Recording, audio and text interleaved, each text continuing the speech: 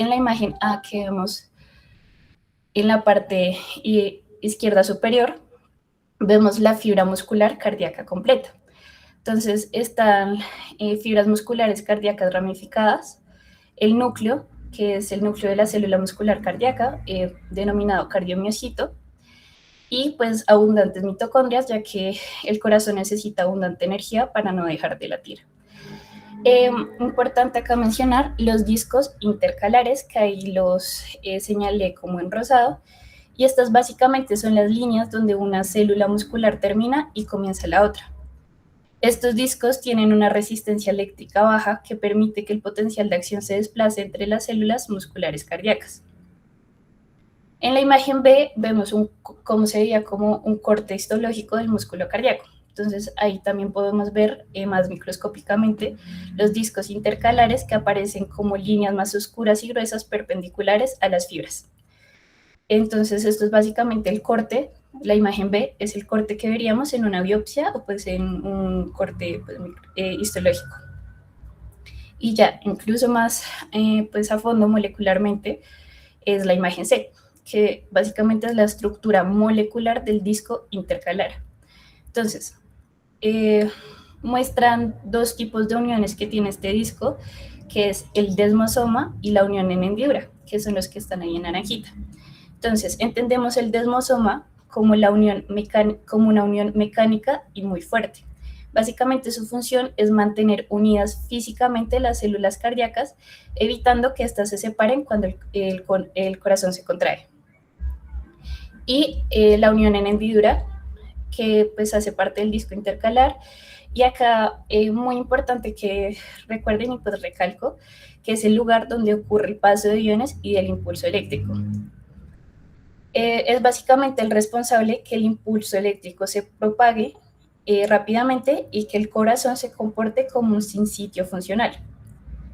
Aunque, o sea, esto quiere decir que aunque las células pues estén separadas, actúan como si fuera una sola. Y ya más abajo pues vemos las bandas A e I, que son las zonas de los sarcómeros. Entonces, siguiente diapositiva, por favor.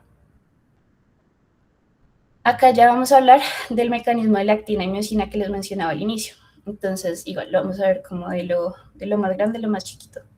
Entonces, lo primero que vemos son las miofibrillas, que básicamente están formadas por muchos sarcómeros colocados uno detrás de otro. Recordemos que el sarcómero es la unidad funcional de contracción del músculo cardíaco y están delimitados por dos líneas Z. Entonces, ahí se los señalé el sarcómero en la mitad y pues como vemos están la parte derecha e izquierda, las líneas Z. Y dentro del sarcómero encontramos dos tipos de filamentos. Entonces están los filamentos delgados y los filamentos gruesos. Los filamentos delgados se componen de actina, troponina y tropomiosina. Y los gruesos de miosina. Entonces, ¿qué es lo que pasa para que se den en esta contracción? Entonces, en reposo, la cabeza de la miosina está cargada. Imagínenselo como si fuera un resorte comprimido. Pero este no puede unirse a la actina porque la tropomiosina bloquea los sitios de unión. Entonces, cuando aumenta el calcio intracelular, este se une a la troponina C, lo que produce un cambio de conformación en el complejo troponina-tropomiosina, y ya como resultado, pues la tropomiosina se desplaza y deja expuestos los sitios de unión a la actina. Entonces, en este momento se forman los puentes cruzados entre la actina y la miosina, y pues la cabeza de la miosina ya es como un resorte que se libera. Y pues tira la actina hacia el centro del sarcómero, acercando la línea Z y pues al final produciendo la contracción del músculo cardíaco. Entonces, este es el mecanismo como más microscópico por el que se contrae el músculo cardíaco. Ahora, para que esta contracción ocurra, primero tiene que pasar algo, y es que tiene que haber un estímulo eléctrico que active a cada célula del corazón. Acá es donde entramos a hablar de las fases de potencial de acción en el músculo ventricular cardíaco. Entonces, estas se dividen en 4. Cuando hablamos de fase 0, ahí la señal en rosado es la despolarización. Entonces, en la despolarización se abren los canales de sodio rápidos activados por voltaje y el sodio entra rápidamente a la célula. Es decir, el potencial de membrana celular se vuelve más positivo. Ahora, en la fase 1, que es la repolarización inicial, se cierran los canales de sodio rápidos y de la célula salen los iones de potasio a través de los canales de potasio abiertos. Ahora, la fase 2, que es la meseta, esta está dada principalmente porque se abren los canales de calcio. Entra calcio a la célula y se cierran los canales de potasio que se habían abierto en la fase 1. Y ya en la fase 3 se va a dar una repolarización rápida. Entonces, estos canales de calcio que crearon la meseta se cierran, se abren los canales de potasio lentos y el potencial de membrana de la célula recupera su valor de reposo. Y acá pues ya estaríamos en la fase 4, que es básicamente cuando la membrana mantiene un potencial de acción de aproximadamente menos 90 milivoltios y ya, la célula permanece estable y lista para recibir un nuevo estímulo. Entonces, la siguiente diapositiva pues hice como una tabla que resume todo este proceso, pero pues es básicamente lo que ya les acabo de explicar con la imagen. Ahora que ya vimos cómo se genera el potencial de acción en una célula del músculo cardíaco, es importante entender pues que todo este cambio eléctrico que permite que se contraiga, importante entender que el corazón no se contrae célula por célula de forma aislada, sino que necesita que ese impulso sea organizado y se transmita en un orden específico para que todo el corazón se contraiga de manera coordinada. Entonces acá hablamos del sistema de conducción cardíaca que permite pues este impulso organizado para la contracción cardíaca. Entonces, este se divide básicamente en nódulo sinusal, la vía internodular, el nódulo auriculoventricular, el haz AB y las fibras de Purkinje. Entonces ya vamos a ver uno por uno. Lo primero que pasa es en el nódulo sinusal. Entonces, esta básicamente es una pequeña masa de fibras musculares cardíacas especializadas ubicadas en la pared posterior de la aurícula derecha. Al nódulo sinusal le llamamos también el marcapasos natural del corazón, porque es donde normalmente se origina el impulso cardíaco. Sus fibras tienen la capacidad de generar su propio impulso, es decir, generan de cierta forma su propio potencial de acción sin necesidad de un estímulo externo. Entonces, el potencial de membrana es de menos 55 a menos 60 milivoltios. Esto es clave entenderlo, ya que al ser menos negativo, la membrana permite llegar más rápido al umbral y llegar más rápido al umbral de descarga. Por eso el nódulo se despolariza espontáneamente antes que cualquier otra parte del corazón.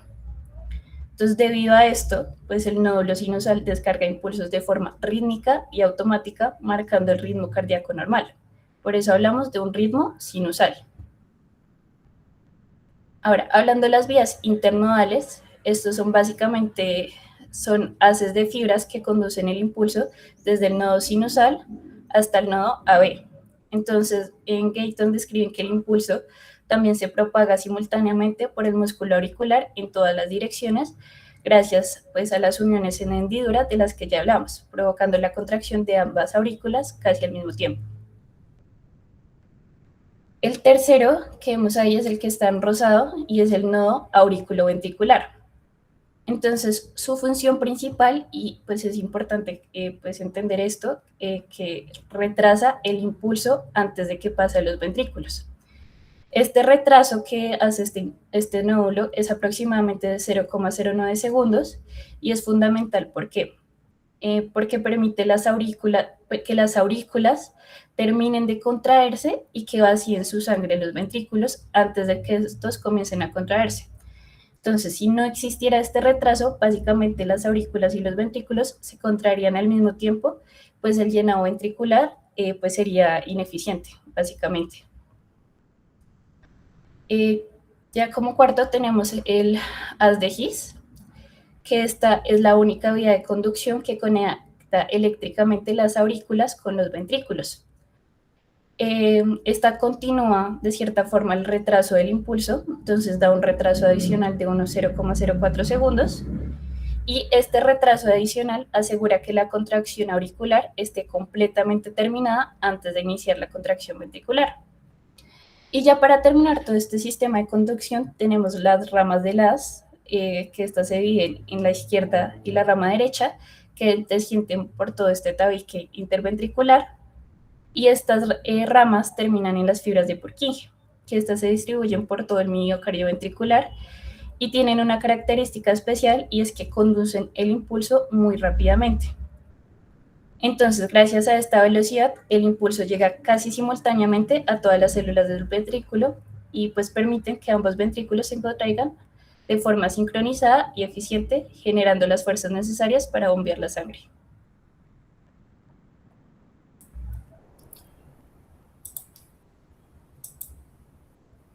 Listo, entonces, para comprender bien como todo el tema de la fisiología cardíaca, primero es necesario entender el ciclo cardíaco. Básicamente esto corresponde al periodo entre el inicio de un latido y el comienzo del siguiente.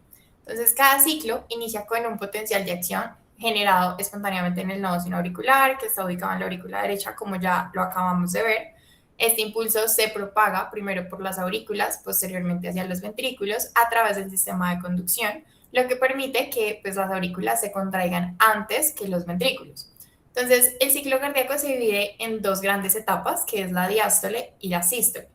Durante la diástole, los ventrículos se encuentran relajados y es en el momento en el que ocurre el llenado ventricular. Mientras que durante la sístole, los ventrículos se contraen para poder expulsar la sangre hacia la circulación. Entonces, aunque el ciclo cardíaco suele dividirse en sístole y en diástole, realmente está conformado por 7 fases consecutivas. 3 fases corresponden a la sístole, que es la contracción isovolumétrica, la eyección rápida y la eyección lenta. Y 4 corresponden a la diástole, la relajación isovolumétrica, el llenado rápido, la diástasis y la sístole auricular. Entonces, para entenderlo un poco más fácil, tenemos acá la gráfica. Entonces, voy a empezar a explicarles la sístole ventricular. Entonces, como les decía, comienza con la contracción isovolumétrica.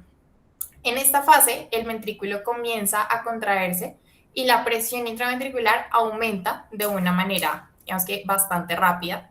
Sin embargo, el volumen en este momento va a permanecer constante debido a que las válvulas auriculoventriculares como las semilunares van a permanecer cerradas.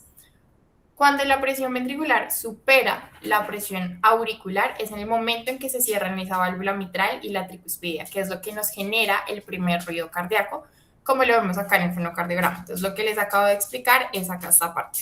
El cierre de la válvula auriculoventricular y el aumento de la presión. Entonces, cuando la presión ventricular supera la presión de la aorta y de la arteria pulmonar, es en el momento en el que se abren las válvulas semilunares y comienza la fase de eyección. Entonces, durante esta etapa, la sangre va a ser expulsada hacia las grandes arterias y el volumen ventricular va a disminuir de una manera progresiva. Entonces, aproximadamente el 70% de la sangre va a ser expulsada durante el primer tercio del periodo de eyección, que es lo que denominamos el periodo de eyección rápida, mientras que el 30% restante se va a expulsar durante los 2 tercios finales, que es lo que se conoce como el periodo de eyección lenta, que es lo que veríamos acá en esta parte. En este momento, cuando hablamos ya de la relajación isovolumétrica, empezamos a hablar de la diástole ventricular. Entonces, cuando finaliza la eyección, la presión ventricular disminuye por debajo de la presión arterial, lo que va a generar que se cierren las válvulas aórtica y pulmonar, que es lo que me produce el segundo ruido cardíaco, como lo vemos acá. Entonces, inicia la relajación isovolumétrica, es la fase en la que todas las válvulas nuevamente permanecen cerradas. Durante este periodo, la presión ventricular, que es lo que vemos acá en la línea azul, va a permanecer de una manera constante. En este momento, la presión auricular vuelve a superar nuevamente la presión ventricular. Entonces, las válvulas mitral y tricuspidia se abren e inicia el llenado ventricular, ¿sí? Que es acá en este momento. Entonces, en ese momento ocurre el llenado rápido, durante la cual la sangre fluye de una manera pues, rápida desde las aurículas hacia los ventrículos debido al gradiente de presión existente. Posteriormente empieza la fase de la diástasis, que es una fase en la que el flujo disminuye debido a que las presiones entre la aurícula y el ventrículo tienden a igualarse. Es por eso que acá en la gráfica lo vemos como un tipo de meseta. Posterior encontramos la sístole auricular, que finalmente pues, al final de la diástole en la cual la contracción de las aurículas va a aportar aproximadamente el 20% adicional del llenado ventricular. Es con esto con lo que finaliza la diástole y se inicia nuevamente la contracción isovolumétrica, comenzando un nuevo ciclo cardíaco.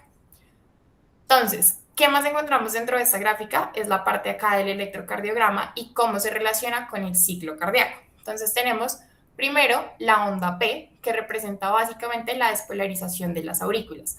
Como consecuencia, digamos, de este estímulo eléctrico, las aurículas se van a contraer, es en el momento en el que ocurre la sístole auricular, que es lo que completa el llenado de los ventrículos. Posteriormente está el complejo QRS, que corresponde a la despolarización de los ventrículos. Entonces, este evento marca el inicio de la sístole ventricular. A partir de ese momento se aumenta la presión intraventricular, se cierran las válvulas AB, se produce el primer ruido cardíaco, ocurre la contracción isovolumétrica, el periodo de eyección comienza cuando se abren pues, las válvulas semilunares. Y finalmente tenemos la onda T, que representa la repolarización de los ventrículos. Durante este evento eléctrico es en el momento que empieza la relajación ventricular. Se disminuye la presión intraventricular, se cierran las válvulas semilunares, se produce el segundo ruido cardíaco y se inicia la relajación isovolumétrica hasta que nuevamente se abren las válvulas AB y comienza pues el nuevo ciclo cardíaco. Esta, digamos que es como una imagen que resume un poco todo lo que les acabo de explicar de pronto de una manera más sencilla. Listo, entonces tenemos la curva de presión-volumen, que es básicamente una representación gráfica de los cambios simultáneos de presión y volumen que experimenta el ventrículo izquierdo durante el ciclo cardíaco. Entonces vamos a hablar primero de qué volúmenes encontramos, cuáles son los más importantes. Entonces vamos a identificar 3 volúmenes. El primero es el volumen telediastólico, que corresponde al volumen al final del llenado ventricular, que es de aproximadamente 120 mililitros.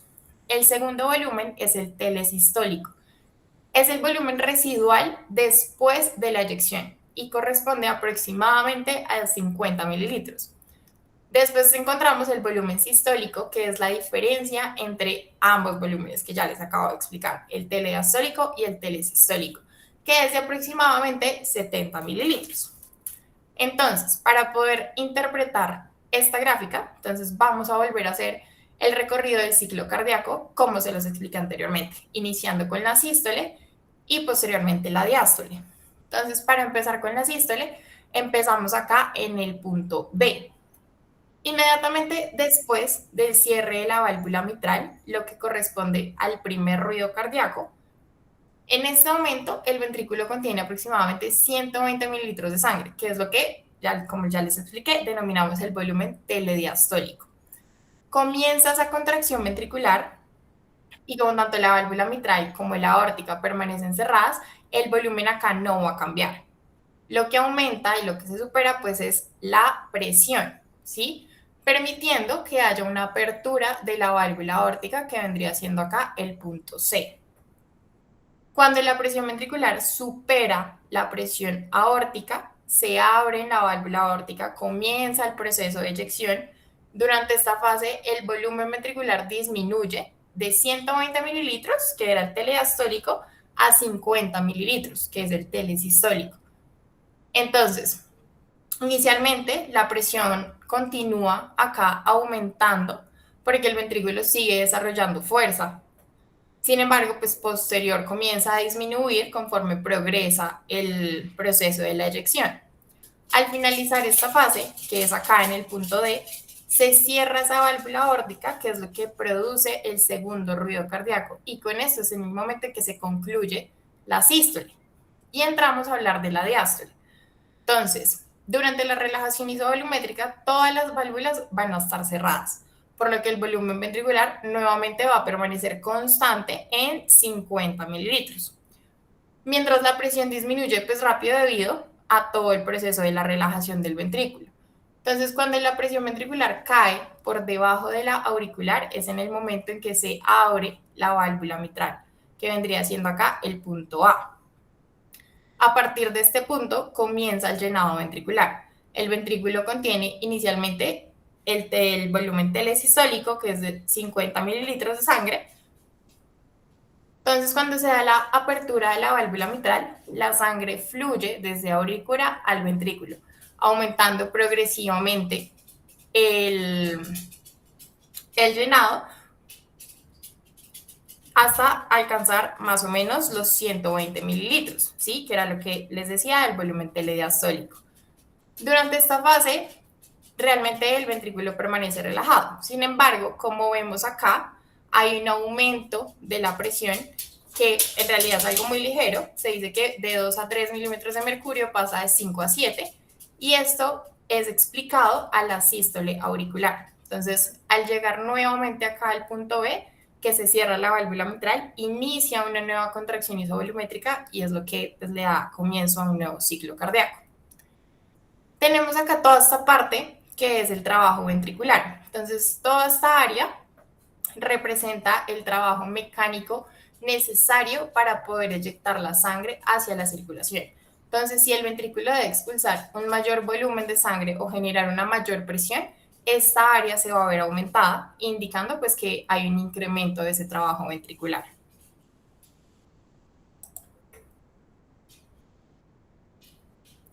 Entonces, una vez comprendida la curva presión-volumen, los principales volúmenes ventriculares que encontramos, hay otro tema muy importante y es el concepto del gasto cardíaco. Entonces, el gasto cardíaco se define como el volumen de sangre que cada ventrículo bombea hacia la circulación en un minuto.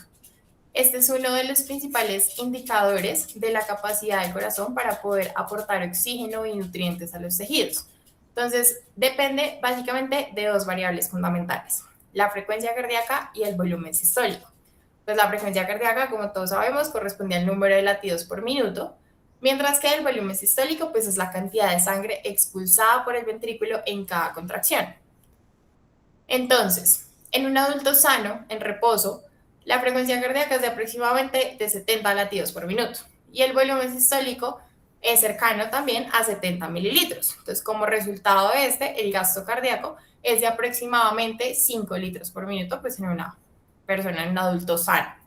Sin embargo, pues este volumen sistólico realmente no es un valor fijo. Se puede modificar constantemente según las necesidades del organismo. Y ahí es donde nosotros nos empezamos a preguntar de qué depende ese volumen sistólico. Entonces, hay tres factores principales que regulan el volumen sistólico: la precarga, la poscarga y la contractilidad. Sin embargo, pues antes de hablarles, digamos, del concepto de cada uno de ellos, es necesario comprender el mecanismo fisiológico que los relaciona, que vendría siendo la ley de Frank-Starling. Esta ley básicamente lo que hace es que nos explica cómo el corazón es capaz de adaptar automáticamente la cantidad de sangre que expulsa de acuerdo con la cantidad de sangre que recibe. Entonces, digamos en palabras un poco más sencillas, cuanto mayor sea el llenado del ventrículo durante la diástole, mayor va a ser la fuerza con la que ese ventrículo se contrae durante la sístole. Y como consecuencia, pues mayor va a ser ese volumen sistólico. ¿Por qué ocurre esto? Porque cuando entra una mayor cantidad de sangre al ventrículo, las fibras musculares se estiran.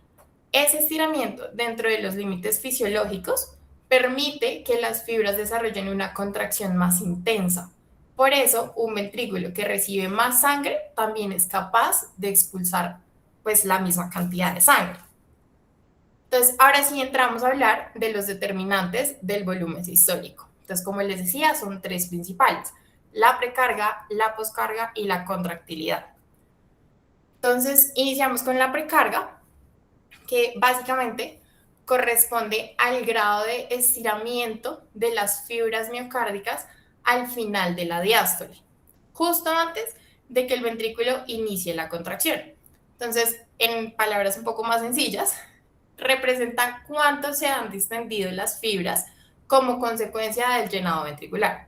Entonces, aunque la precarga no es un volumen realmente, el principal determinante de este estiramiento es la cantidad de sangre que llena el ventrículo al final de la diástole. Entonces, por eso en la práctica se utiliza el volumen telediastólico como un indicador indirecto de la precarga.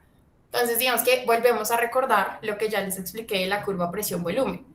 Al finalizar la diástole, el ventrículo contiene aproximadamente 120 mililitros de sangre, que es lo que corresponde al volumen telediastólico. Ese volumen no es la precarga, pero sí es el principal determinante del estiramiento de las fibras miocárdicas y, por tanto, de la precarga. Entonces, cuando tenemos un aumento de la precarga, aumenta el llenado ventricular. Al aumentar ese llenado, las fibras musculares se estiran más y, de acuerdo con la ley de Frank-Starling que ya les expliqué, el ventrículo se va a contraer con más fuerza, resultando en un aumento de ese volumen sistólico. Por el contrario, si tenemos una precarga disminuida, el ventrículo va a recibir menos sangre, las fibras musculares se van a estirar menos, la fuerza de contracción se disminuye, lo que me va a resultar en una disminución del volumen sistólico. El segundo determinante es la poscarga. Entonces, este se define como una resistencia o una fuerza contra la cual el ventrículo debe contraerse para expulsar la sangre durante la sístole. Entonces, en otras palabras, responde, digamos que una pregunta como de qué tan difícil es para el ventrículo poder expulsar la sangre. Si la presión de la aorta es normal, el ventrículo necesita desarrollar una fuerza determinada para poder abrir la válvula aórtica y comenzar el proceso de eyección. Sin embargo, si la presión arterial aumenta, el ventrículo debe generar una mayor presión para poder abrir esa válvula. Eso significa que la poscarga aumenta.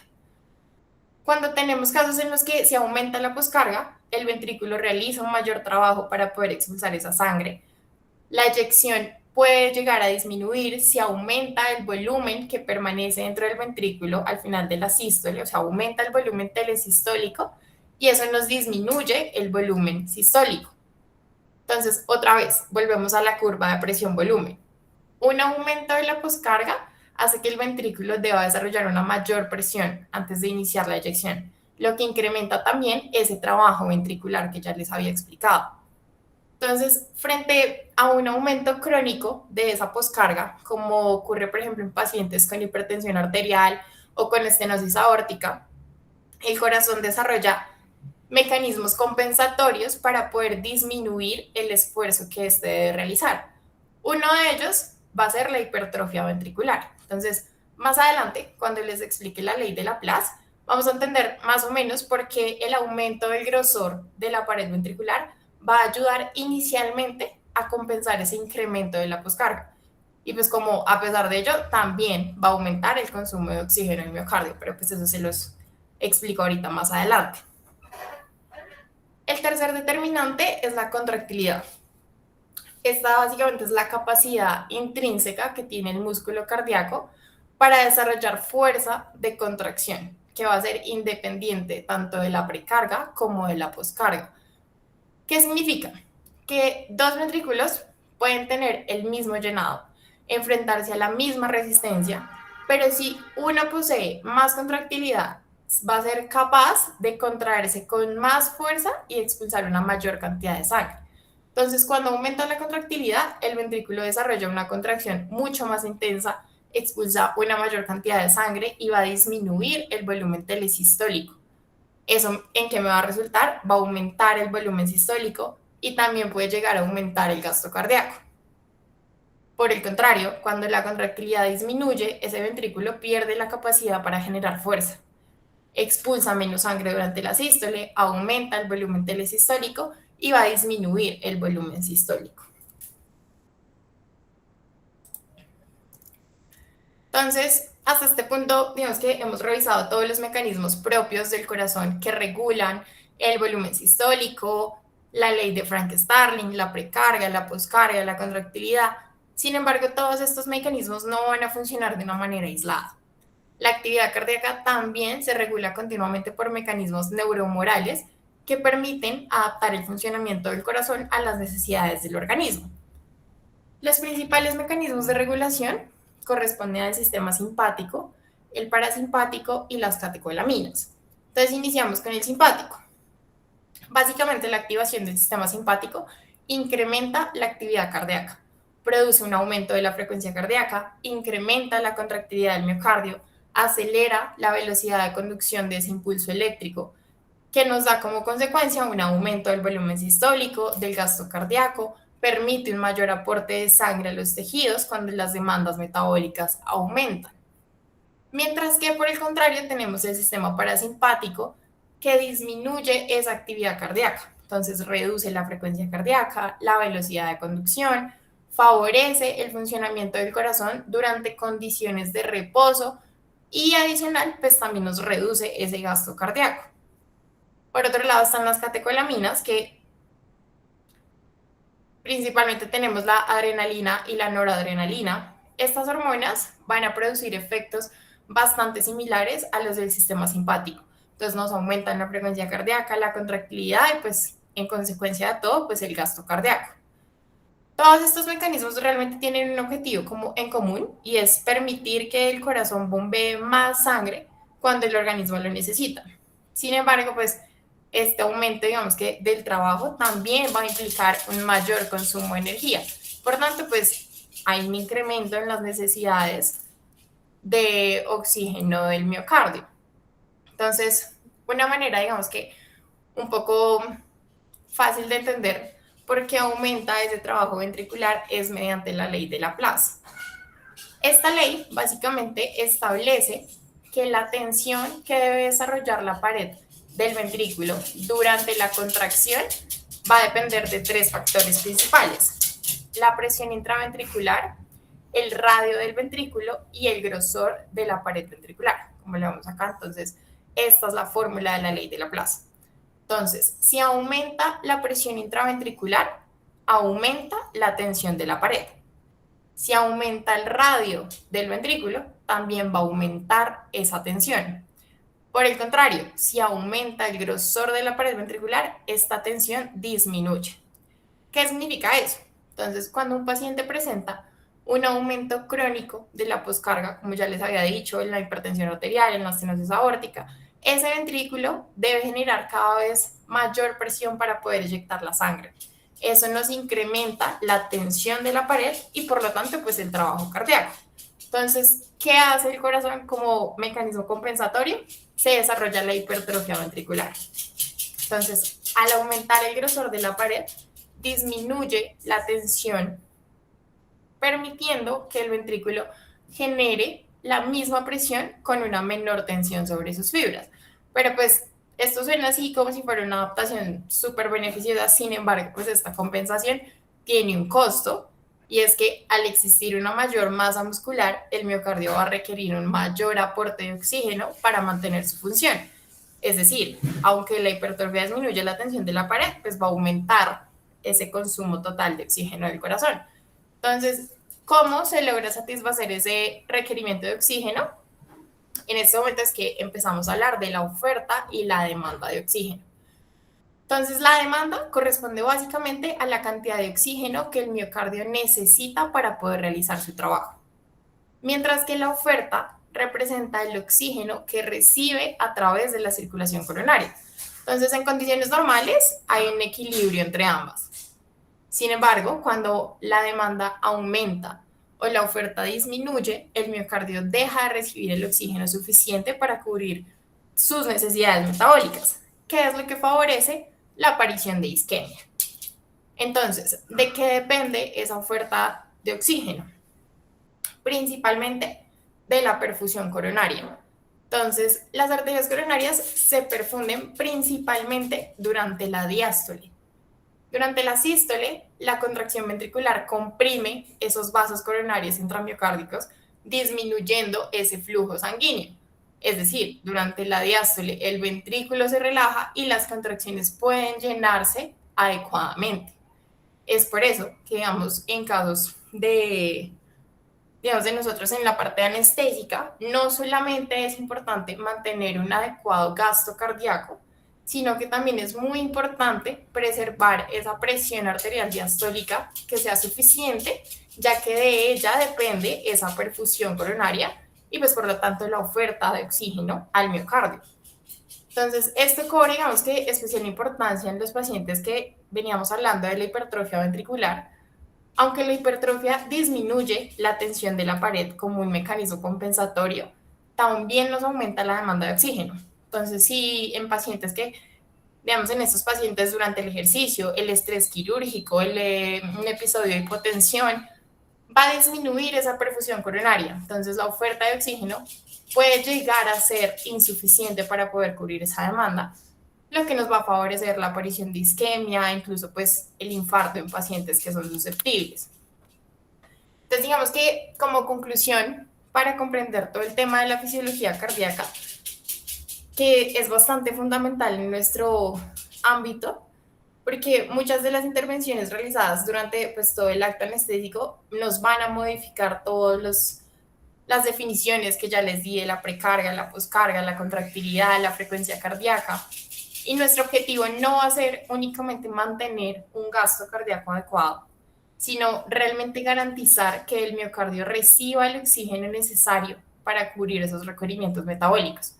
Y para eso, pues siempre va a ser indispensable mantener un equilibrio entre la oferta y la demanda de oxígeno, preservando siempre la perfusión coronaria. Eso sería todo. Muchísimas gracias por la atención.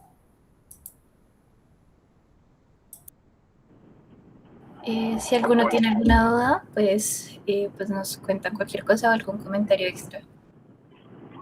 No, pues para felicitar, la charla está muy completa, muy completa, la felicito, un poquito larga, pero y densa con mucha información, eh, pero creo que está bien, solamente como para aportar una cosa en la curva presión-volumen, cuando pasa la contracción volumétrica, la que se vence la presión arterial diastólica. Sí, porque cuando habla de presión arterial, pues digamos que es un componente muy amplio. Y el pico es el que genera la presión sistólica. Eso es muy importante cuando se habla más adelante, ¿no? En estas valvulopatías, y ver el comportamiento de una estrés aórtica, de una estrés aórtica. Entonces es por tener en cuenta que la apertura de la válvula aórtica en la contracción isovolumétrica la da la presión arterial diastólica. Y cuando hablen de poscarga, pues si tú empezaste resistencia, fuerza, o digamos que cuando hablamos de poscarga y le rotulamos resistencia, todo el mundo la enfoca como que la poscarga es igual a la resistencia vascular sistémica. Y pues no es así, es un componente que en condiciones de FEBI normal es el menor componente. Se hace muy importante en pacientes con FEBI reducida. Entonces, digamos que tratar de evitar poscarga, unirlo a resistencia, después usarse otro término, bueno, listo, sí, chévere, como toda la fuerza que tiene que hacer el ventrículo. A mí me gusta una definición de un libro de fisiología que es todas esas propiedades hemodinámicas a las que el corazón se enfrenta durante la eyección, porque puede estar incluso desde una acidosis subaórtica, una membrana subaórtica, una acidosis aórtica, una cardiomiopatía hipertrófica, pueden todas esas situaciones generar un aumento de la poscarga, y no solamente porque hay todos empezando, la asocian a la resistencia periférica total o a la resistencia vascular sistémica.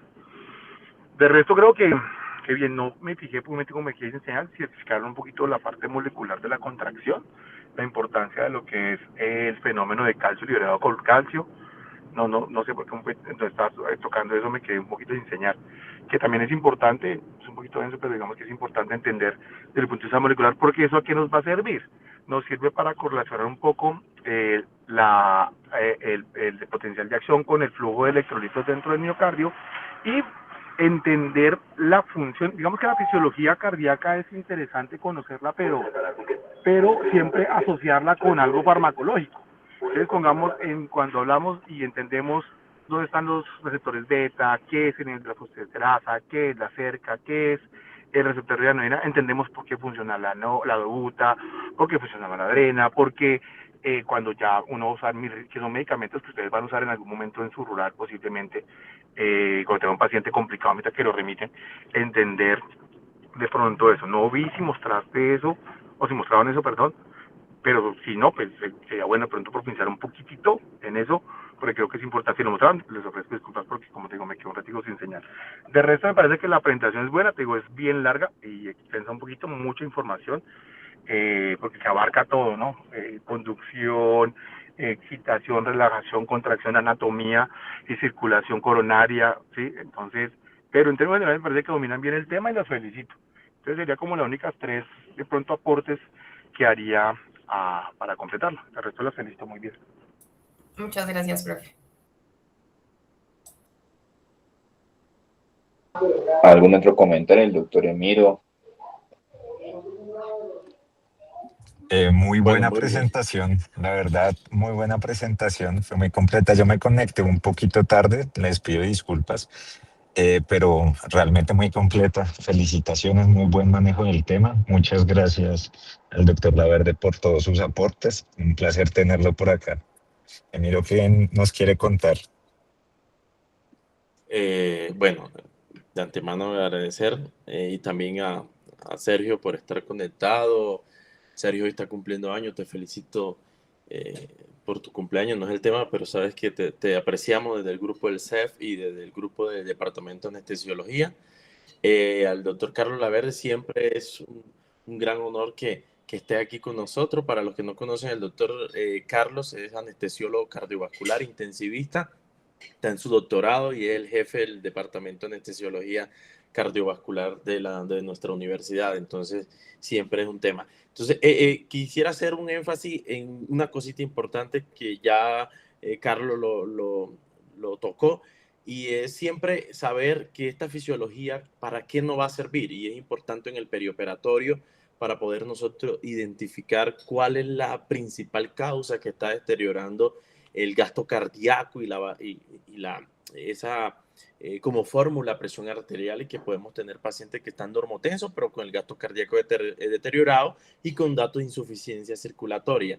Entonces, sabiendo y conociendo esta fisiología, nosotros podemos mirar cuál es el determinante del gasto cardíaco que se está afectado, si es la precarga, si es la contractibilidad, si es la poscarga. Entonces esto nos ayuda a no utilizar los medicamentos como una receta de cocina, que todo sale y todo se responde con noradrenalina, ¿no? Porque probablemente eso va a empeorar ese efecto en la poscarga, y pues hay que tratar realmente la causa que está desencadenando y que me está deteriorando realmente el gasto cardíaco y que me puede llevar a insuficiencia circulatoria. Entonces, muy bien, la felicito y a todos los que se conectaron. Daniel, adelante. Sí, profe, digamos que la idea era tocar esos conceptos básicos. De hecho, hace poco con el doctor Laverde lo veníamos revisando, por eso le acordé la invitación. Siempre tener en cuenta, como muy bien lo dijo el doctor Laverde, esto es un contexto de un paciente con función ventricular normal y FEBI normal. Esos retos de precarga y todo lo que mencionó la doctora en la curva de presión-volumen, siempre uno tener en cuenta si fisiológicamente ese corazón está funcionando normal, porque ya vamos a ver que hay pacientes en anestesia que pueden tener por cualquier causa una FEBI disminuida o una poscarga aumentada o cualquier alteración, y no todo es reto de volumen, no todo es norepinefrina ni colocar la adrenalina, como muy bien lo mencionaron, una receta de cocina. Entonces, entender estos conceptos que ellos traían, como la ley de Laplace, la ley de Frank-Starling y cómo funciona el corazón, es lo que necesitamos prácticamente que todos los días, y lo que nosotros venimos aplicando en nuestro acto anestésico.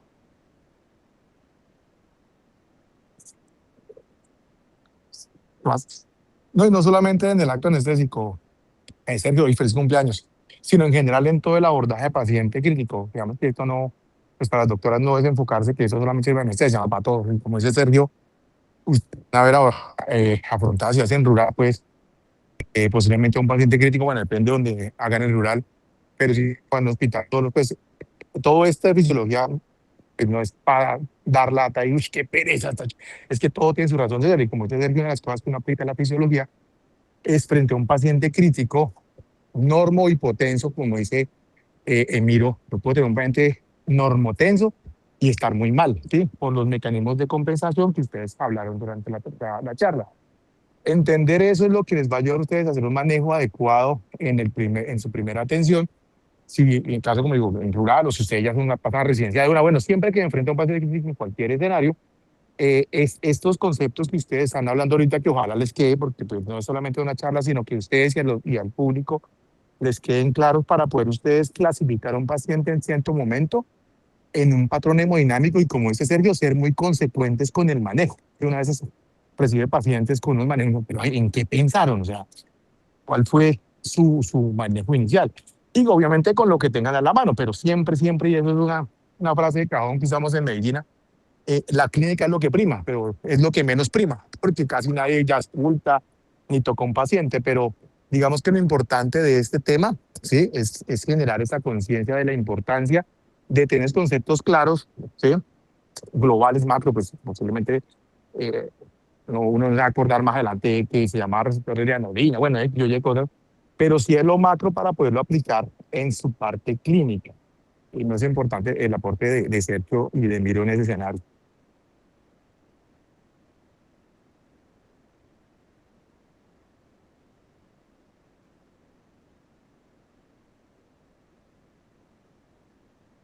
¿Aló, me escucharon?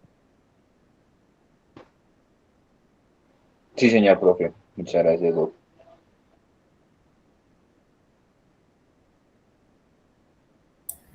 Bueno, y si ya pues no hay más comentarios, la idea es que en estos días pues estén pendientes de las redes. Vamos a subir como un resumen de toda la charla para que quede un poquito más claro para todos. Y también hacerles el aviso que ahorita en 2 días, el 29, tenemos otra charla que es de valoración preanestésica. Entonces, para invitarlos que se vuelvan a conectar. Y pues muchas gracias a todos por conectarse hoy, por estar acompañándonos. Este es un tema bastante importante, entonces muchas gracias por la atención. Dani, hola, buenas noches. Dime, Nico. Buenas noches para todos. ¿Cómo están? Buenas noches. Muy, muy chévere la charla. Muchas gracias a los profes, muchas gracias al profe Miro por invitar a otros profes. Estuvo muy participativa. Mucho gusto. Soy otro de los directores del CEP, Nicolás Mendoza. La idea es que con esto cerremos el módulo de las charlas de fisiología y vamos a dar la de fisiología respiratoria que ya se dio. Y esta es la de fisiología cardíaca. Se nos viene, como dijo Dani, la charla de valoración planestésica. Vamos a tener un poco un cambio en la primera semana de agosto en el plan del CEP, debido a que de parte de System Fuchs vamos a tener una charla en general para todos los integrantes de todos los CEP. Entonces las charlas que quedan en la primera semana de agosto se van a pasar para la segunda semana. Es como los avisos parroquiales antes de cerrar esta charla. Muchas gracias para todos de nuevo. Muchas gracias.